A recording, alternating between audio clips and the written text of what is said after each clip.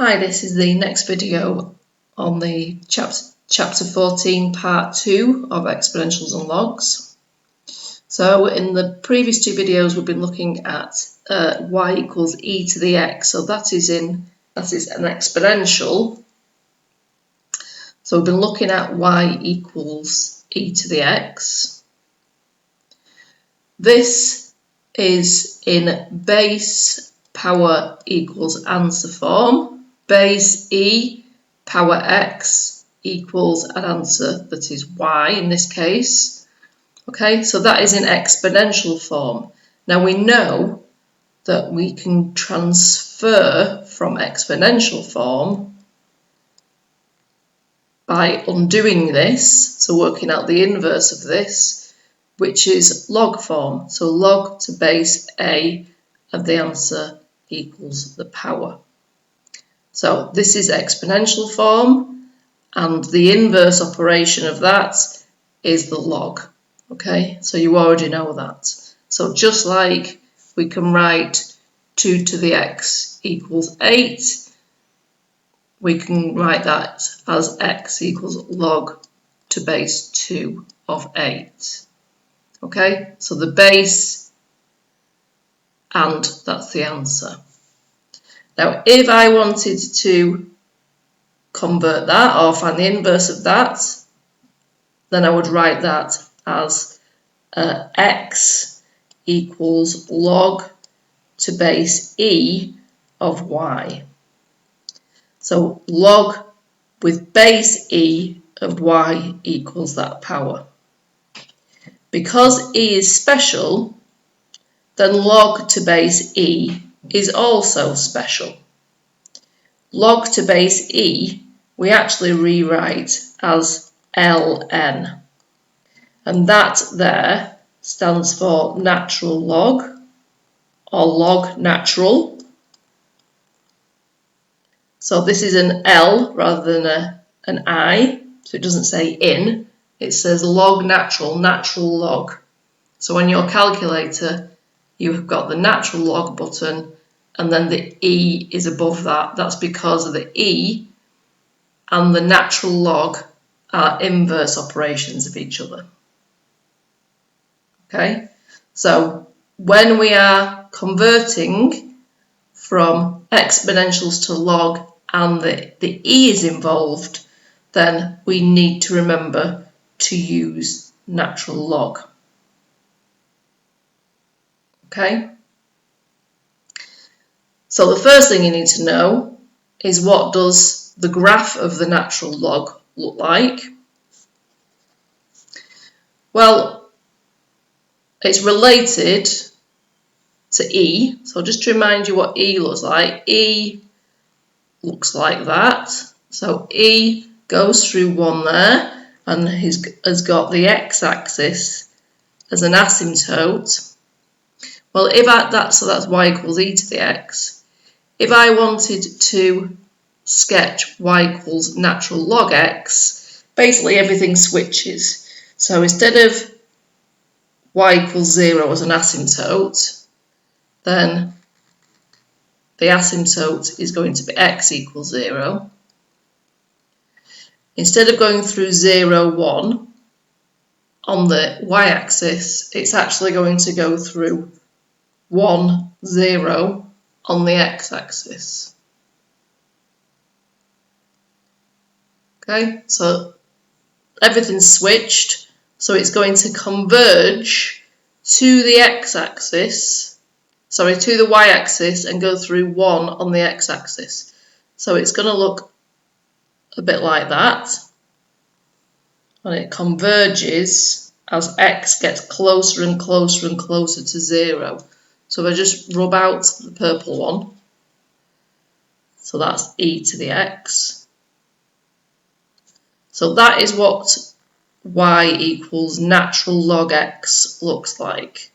And it's actually what all log graphs look like, pretty much. Just like all the exponential graphs look roughly the same, then the log graphs look roughly the same. So log to base 2 of x would look like that, log to base 10 of x would look like that. Okay, so it's going through 1, on the x-axis, and it converges as x gets closer and closer to 0, it converges to the y-axis.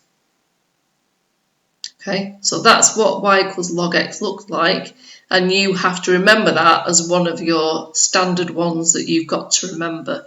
You will be asked to transform that. You might need to sketch that in order to solve problems. You are unlikely to have to sketch any other base log. They're only really going to ever ask you to sketch natural log x. Okay, so using that as your baseline graph, I would now like you to have a go at sketching those. Mark on where the graph crosses the x-axis and the equation of that vertical asymptote.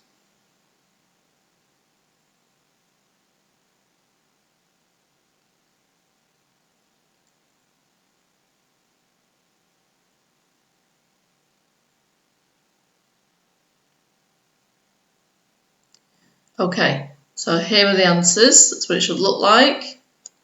Oops, just get rid of that box. That's it. So here's the first one. So log of x minus 2. So this is of the form f of x minus 2. So it's gone into the function, which means it's a horizontal translation, and it's going to move right 2. So that vertical asymptote has moved to the right 2, and so has the x-intercept. Negative log x, well, that's of the form minus f of x.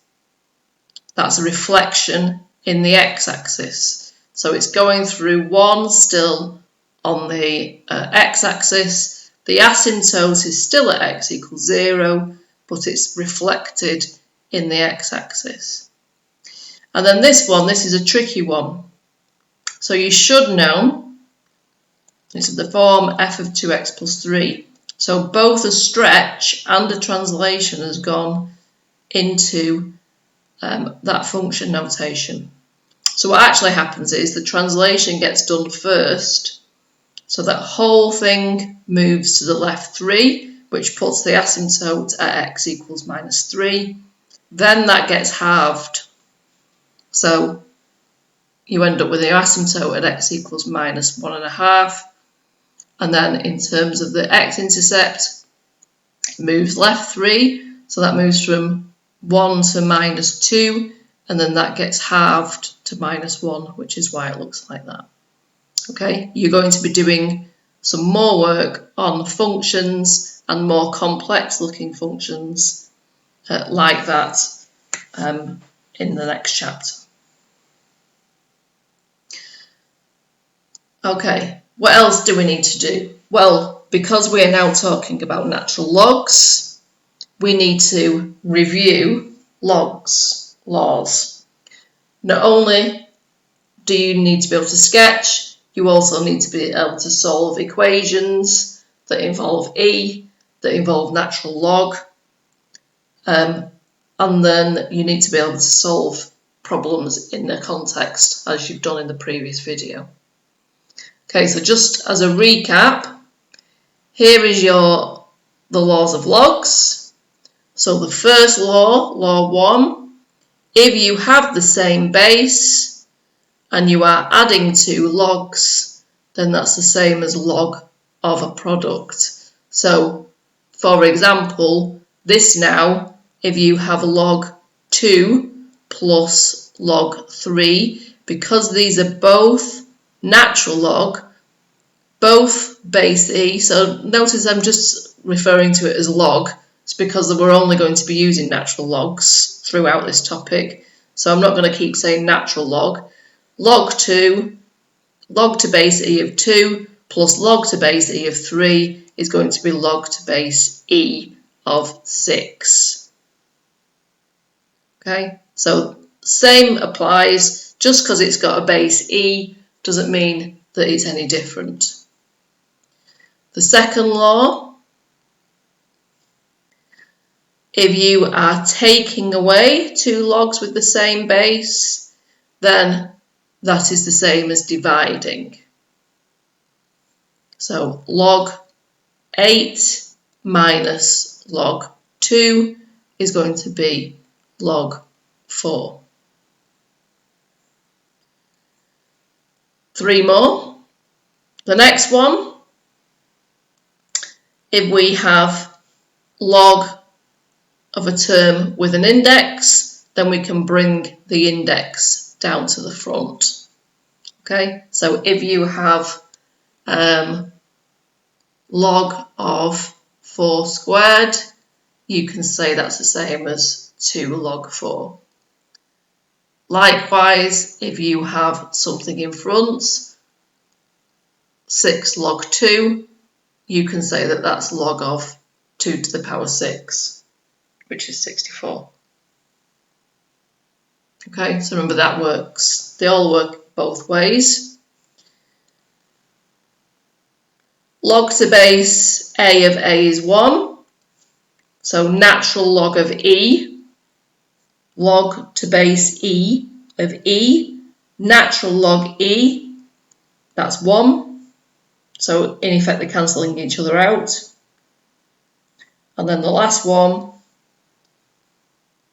log to base anything of 1 is 0. So natural log of 1 is 0.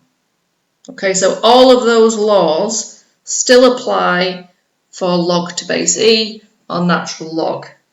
So just to finish off this video, we're going to look at how to simplify. Now the reason why you need to simplify when we're talking about natural logs is because you will be asked, usually, if you are solving an equation, doing a problem that involves a log as an answer, you'll be asked to leave it in terms of logs, just like you'll be asked to leave something in terms of e. So the reason being is that leaving an answer in terms of a log is more accurate. So leaving your answer as log 2 rather than its decimal equivalent is more accurate. Okay, now we can simplify a log by writing it in the form a log b as simply as possible, where b is the smallest possible positive integer. So we want a log b, these are constants, but this has got to be the smallest possible positive integer. And you will be expected, if your answer is in terms of logs, to get into the habit of simplifying, just like you wouldn't leave an answer as 4/6, you would simplify it to 2/3 naturally.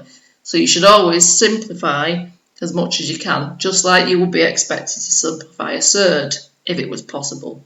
Okay, you wouldn't necessarily be told to do it, you would just be expected to do it, and you'd lose a mark if you didn't. Now, we know that we can simplify if this number here can be written as a power of some base number. Okay, so if the number here can be written as a power of some base number, so if it's a power of 2 or a power of 3 or a power of 10, then it can be simplified. So 8, for example, can be written as 2 cubed. Then we can use law 3 to bring that down to the front. So this is now simplified because this is the smallest possible positive integer. 1/16, well, 1/16 is 4 squared, but it's also 2 to the power 4. So that's log of 1 over 2 to the power 4, which is log of 2 to the power minus 4, using the index law. Now we can use the log law to bring that index down to the front. Okay, And just as a little extra, quite often you might in questions end up with log of a half. Okay, tends to happen quite a lot. Don't leave it like that. This is the same as log to 1 over 2 to the 1, which is log of 2 to the minus 1, which is minus log 2. Okay, so you might see how that has ended up as being like that. Okay, don't leave it like that. You'll be expected to write it like that.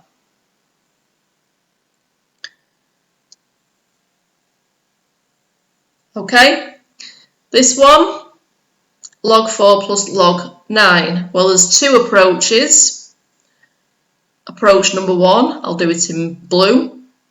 Use law 1 first. So law 1, we can multiply them together to get 36. And then we can write that as log of 6 squared. And then we can write that as 2 log 6. That's one option.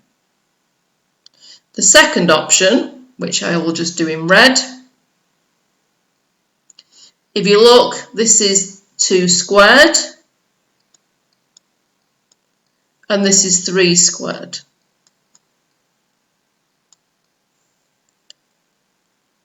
So that's 2 log 2, that's 2 log 3, that's 2 lots of log 2 plus log 3, which is 2 log 6. Okay, so in this case that was probably the easiest option because the numbers weren't too big, but this is another option. And if you have two terms with the same number outside, then you can factorise and then use the laws to combine. Now for this one, we can do it in the same way. Option 1, we would have to times 81 by 16. So I'm not going to do option 1 for this one, just because the numbers are too big. 81, well 81 is 9 squared, but it's also 3 to the power 4. So remember, we're trying to get the smallest possible number here. 16 is 4 squared, but it's also 2 to the power 4. So that's going to be 4 log 3 plus 4 log 2, which is 4 log 3 plus log 2, which is 4 log 6. Okay, so simplified. If you left your answer as log 8, you'll lose the final mark. Okay, so just make sure that you get into the habit. If you have got an answer that's a log, just make sure if you can write this number here as a power of some base number, then it can be simplified. Okay, that's the end of this video. In the next video, we're going to look at how to solve equations involving both e and natural log.